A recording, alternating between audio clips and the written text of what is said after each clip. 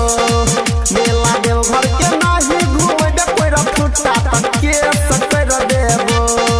हमारा बाप जदल को रुपैया ओइ न ले कर देबो मेला देव घर के नाही घूमे दे कोई फुटा तक के सकर देबो मेला देव घर के नाही घूमे दे बाजार खसुआ तक के सकर देबो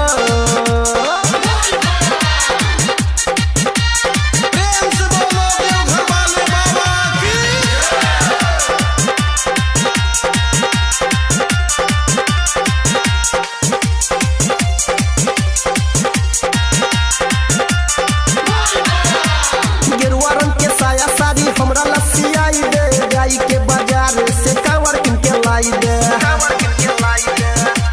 हां हां गेरुआ रंग के साया साड़ी हमरा लस्सी आई दे जाई के बाजार से कावर किन के लाई दे गेरुआ रंग के साया साड़ी हमरा लस्सी आई दे दहेजुआ या पाती से देवघर पहुंचाई दे बात मान दे नहीं हमर त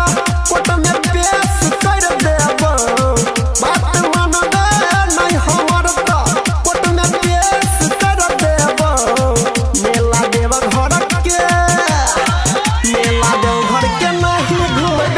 खसुआ तक के सकर देबो मेला देव घर के नाही घूमे दे मोरा दाबा तक के सकर देबो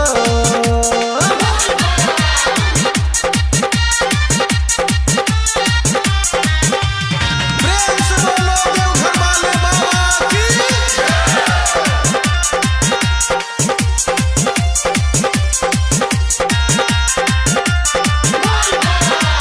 तू चले संगे बांधले पगड़िया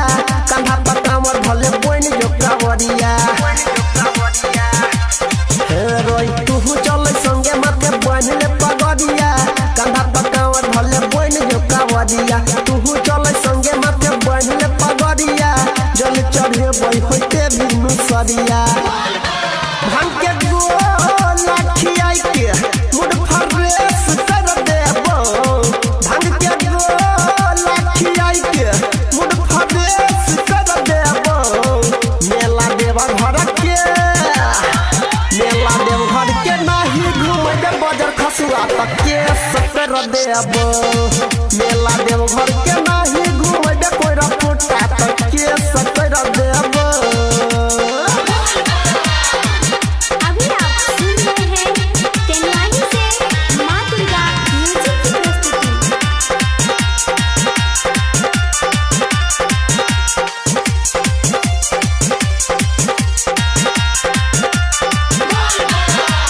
सहब तोरे लसैया सावन के सुमारी दूर हेतै दुख नजर फेरतै त्रिपुरारी हां हां सहब तोरे लसैया सावन के सुमारी दूर हेतै दुख नजर फेरतै त्रिपुरारी सहब तोरे लसैया सावन के सुमारी कोडी हनी होरा चल के बजू के दुआरी राइटर पंकज अनिल यादव के मैसेज कर देबो परवीन सतीश देवेंद्र के मैसेज कर देबो मेला देव घर के नाही घूमे दे कोई फुटा तक के सकर देबो।